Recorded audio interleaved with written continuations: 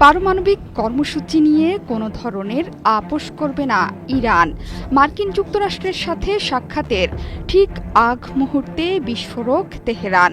বুধবার তেহরানে জাতীয় পারমাণবিক প্রযুক্তি দিবসের স্মরণ অনুষ্ঠানে এমন হুঙ্কার ছাড়লেন ইরানের প্রেসিডেন্ট মাসুদ পেজেশকিয়ান।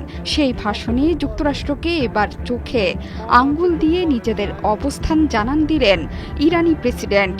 এর মাধ্যমে ইরান যে পরমাণু বোমা তৈরির পথ থেকে সরে আসবে না তা পরিষ্কার করে দিলেন পেজেশকিয়ান। তিনি বলেছেন, ইরান তার পারমাণবিক সাফল্য থেকে একদম পিছু হটবে না। এমনকি মার্কিন হুমকি প্রত্যাখ্যান করেই পারমাণবিক কর্মসূচি চালিয়ে যাবে পারস্য উপসাগরীয় দেশটি।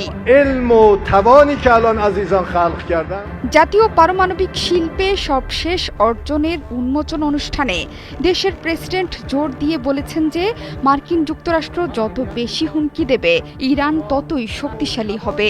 ইরান শান্তি এবং নিরাপত্তা চায়, এমনকি মর্যাদা ও গর্বের উপর ভিত্তি করে সংলাপের জন্যও উন্মুক্ত। তবে ইরান নিজেদের অর্জন থেকে পিছু হটবে না, পশ্চিমাদের সাথে আপোষও করবে না। ইরান কখনোই নিজ চিন্তাভাবনা থেকে বিরত রাখতে বা উদ্ভাবনী ও সৃজনশীল হতে বাধা দিতে দেবে না। যদিও তেহরান পারমাণবিক বোমা চায় না বলেও মন্তব্য করেছেন মাসুদ পেজেশকিয়ান।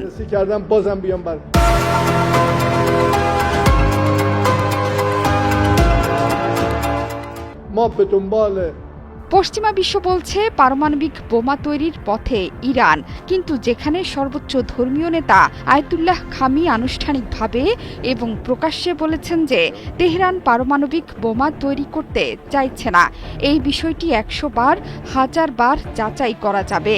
তবে ইরানের সব ক্ষেত্রে পারমাণবিক বিজ্ঞান এবং পারমাণবিক শক্তি প্রয়োজন বলে জোর দিয়ে বলেছেন মাসুদ পেজেশকিয়ান।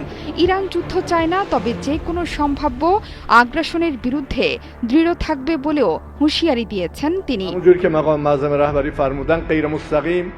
পূর্বসূরীদের কথা স্মরণ করে তিনি বলেন, আমাদের প্রিয়জনেরা যে জ্ঞান এবং শক্তি তৈরি করেছেন তা দিয়ে যে কোনো আগ্রাসনের মুখোমুখি শক্তভাবে দাঁড়াবো। তারা যত বেশি আমাদের আক্রমণ করবে আমরা তত বেশি শক্তিশালী হব।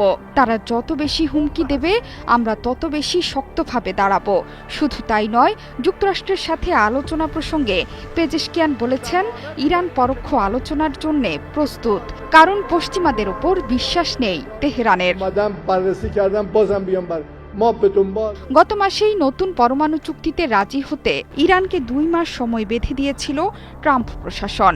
এর মধ্যে পদক্ষেপ না নিলে তেহরানের বিরুদ্ধে সামরিক পদক্ষেপের হুঁশিয়ারি উচ্চারণ করেছেন ট্রাম্প। দ্বিতীয় মেয়াদে প্রেসিডেন্ট হওয়ার পর আবার তেহরান বিরোধী অবস্থান নিয়েছেন ট্রাম্প। আমেরিকা নতুন করে পরমাণু সমঝোতার আহ্বান জানিয়ে ইরানকে চিঠিও দিয়েছিল। জোহরা চৌধুরী সেতু, 71।